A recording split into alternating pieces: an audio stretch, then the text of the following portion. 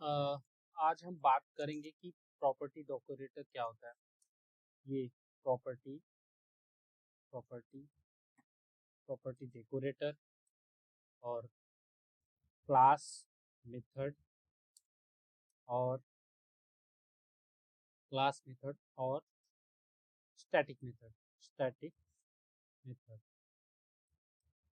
क्या होता है, इसके बारे में बात करते हैं। ठीक है, चलिए पहले हम देखते हैं प्रॉपर्टी मेथड क्या होता है। प्रॉपर्टी मेथड क्यों यूज किया जाता है। सपोज हम एक क्लास के अंदर एक पैरामीटर है, एक वेरिएबल है जिसे हम अपडेट करना चाहते हैं, डिलीट करना चाहते हैं, और वो हम प्रॉपर्टी मेथड के थ्रू करेंगे। प्रॉपर्टी मेथड बेसिकली जब हम किसी क्लास के अंदर, सपोज मेरे पास एक क्लास है एम्प्लॉय, ठीक है। एम्प्लॉय के अंदर मैंने नेम रखा है कि मुझे एम्प्लॉय का नेम कुछ भी हो सकता है। नेम मैंने सपोज रख दिया, मैंने नेम रखा एम्प्लॉय का दीपक, ठीक है। बाय डिफॉल्ट में ये दीपक रहेगा। अब मुझे इसको चेंज करना है, इसका चेंज करना है, तो मैं अब प्रॉपर्टी डेकोरेटर यूज करूंगा। प्रॉपर्टी डेकोरेटर, ठीक है, इसको बोलते हैं प्रॉपर्टी डेकोरेटर। डेफ मैंने एक फंक्शन बनाया। फंक्शन बनाने के बाद मैंने क्या किया, मैंने एक गेट नेम गेट नेम करके ये बनाया, ठीक है। गेट नेम या फिर नेम करके एक ये बनाया, गेट नेम, ठीक है। गेट नेम करके ये बना दिया। इसमें मैंने पैरामीटर पास कर दिया सेल्फ, ठीक है। अब ये मैं रिटर्न करा दिया, प्रिंट करा दिया। भाई ये जब आए तो मेरा जो नेम है, माई नेम इज, मैंने यहाँ पे फॉर्मेटिंग यूज किया है, एफ फॉर्मेटिंग होता है, सेल्फ डॉट नेम, ठीक है। ये हो गया। अब चलिए इसको देखते हैं हम ये करके। सेव किया। सेव करने के बाद मैंने क्या किया, एम्प्लॉय का एक ईएमपी करके मैंने ऑब्जेक्ट बनाया, ईएमपी एम्प्लॉय, ठीक है।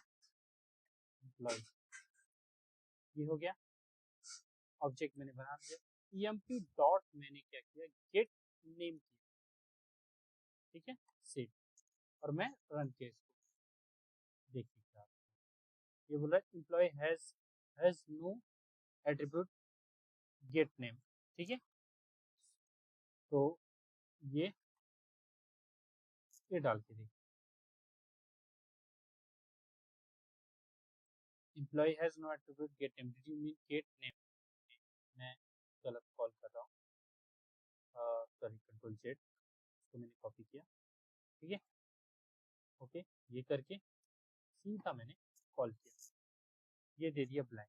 चल, अभी मैंने इससे कॉल किया F5, प्रॉपर्टी ऑब्जेक्ट है नॉट कॉलेबल, ठीक है।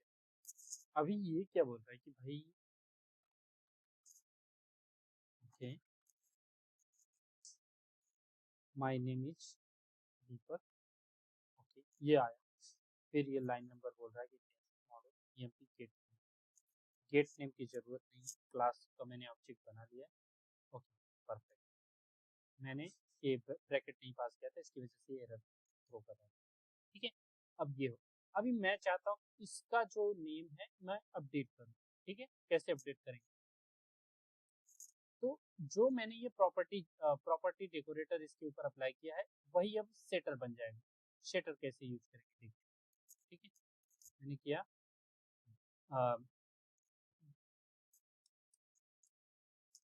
मैंने किया, at the rate get name dot setter, ठीक है।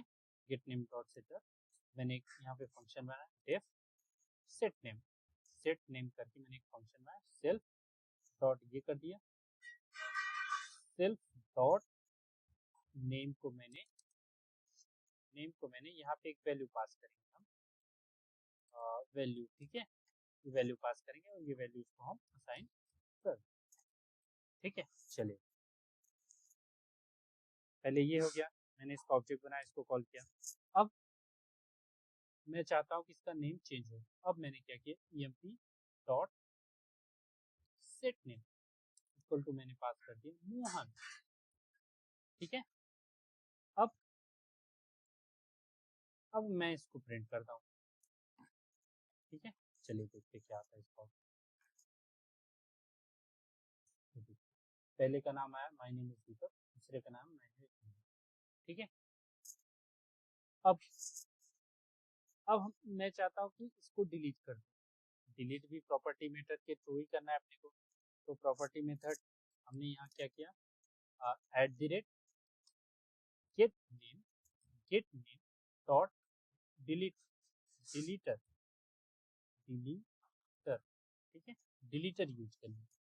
मैंने get name del delete name del name कर दिया, del underscore name, del name self pass किया, और हमने क्या किया, सेल्फ डॉट नेम को हमने क्या कर दिया, रन कर दिया। चलिए अब देखते हैं, ये हो गया। अभी हम करते हैं इसको डिलीट करते हैं। तो हमने डिलीट करने के लिए del emp dot del name इसको कॉल करें, ठीक है, emp डॉट डेल नेम को कॉल। अब हम इसको प्रिंट मारेंगे कि अब इसका नेम क्या आता है। तो पहले आएगा दीपक, फिर आएगा मोहन, फिर आएगा ये। चलिए F5 करते हैं, सेव किया, F5, देखिए ये हो गया गेटर सेटर एंड डिलीटर, ठीक है। प्रॉपर्टी मेथड के थ्रू हम क्लास की प्रॉपर्टी को अपडेट गेट कर सकते हैं, सेट कर सकते हैं, डिलीट कर सकते हैं, ठीक है। ये है प्रॉपर्टी टेबल। चलिए ये हो गया। अब हम बात करते हैं दूसरे स्टैटिक मेथड क्या है, ठीक है। मैंने एक क्लास ले लिया एम्प्लॉय। स्टैटिक मेथड क्लास के इंस्टेंस और क्लास के ऊपर डिपेंड नहीं रहता है, ये इंडिपेंडेंटली इसका ऑब्जेक्ट नहीं क्रिएट किया जाता है, ये डायरेक्टली कॉल हो जाता है, ठीक है। डायरेक्टली मतलब बिना ऑब्जेक्ट किए ही कॉल कर सकते हैं। मैंने ये बनाया क्लास एम्प्लॉय, ठीक है। क्लास एम्प्लॉय के अंदर मैंने एक स्टैटिक मेथड बनाया, स्टैटिक डेकोरेटर यूज करके, स्टैटिक डेकोरेटर, ठीक है, स्टैटिक मेथड, ठीक है, स्टैटिक मेथड। मैंने बोला कि भाई डेफ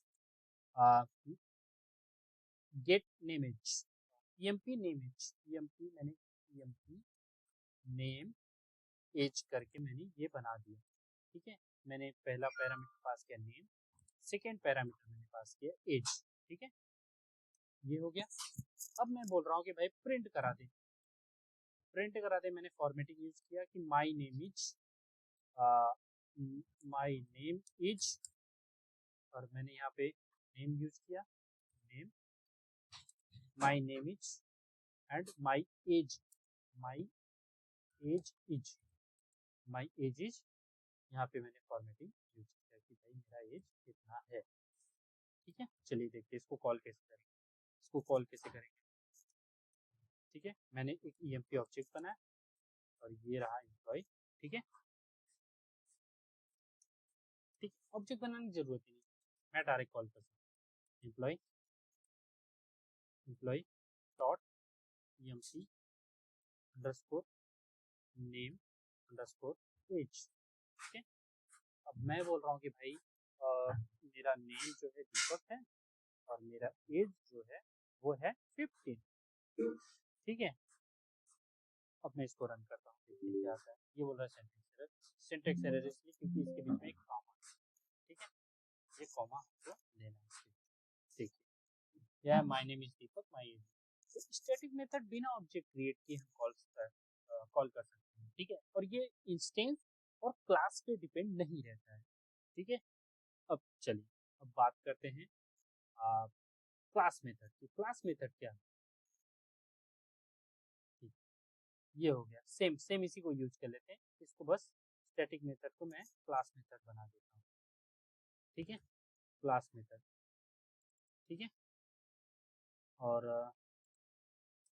एक मेरा यहाँ पे सपोज नेम करके है जो है दीपक, ठीक है, नेम दीपक करके है। अब मैंने फर्स्ट पैरामीटर सेल्फ यहाँ पे CLS पास कर दिया, ठीक, CLS,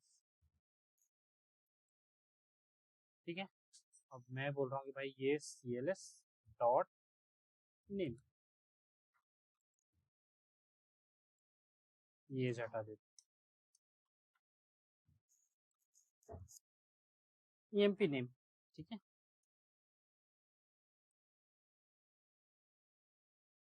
अब क्लास मेथड क्या होता है, ये डिफरेंस होता है, ये इंस्टेंस के ऊपर डिपेंडेंट नहीं रहता, ये क्लास के ऊपर डिपेंडेंट रहता है, क्लास के पैरामीटर के ऊपर,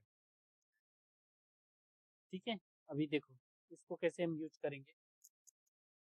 ये CLS है जो कि क्लास को रेफरेंस करता है, क्लास रेफरेंस, क्लास के अंदर ये जो नेम है इसको हम एक्सेस कर रहे हैं। तो चलिए हम इसको डायरेक्ट भी कॉल कर सकते हैं और बिना इसके भी कॉल कर सकते हैं।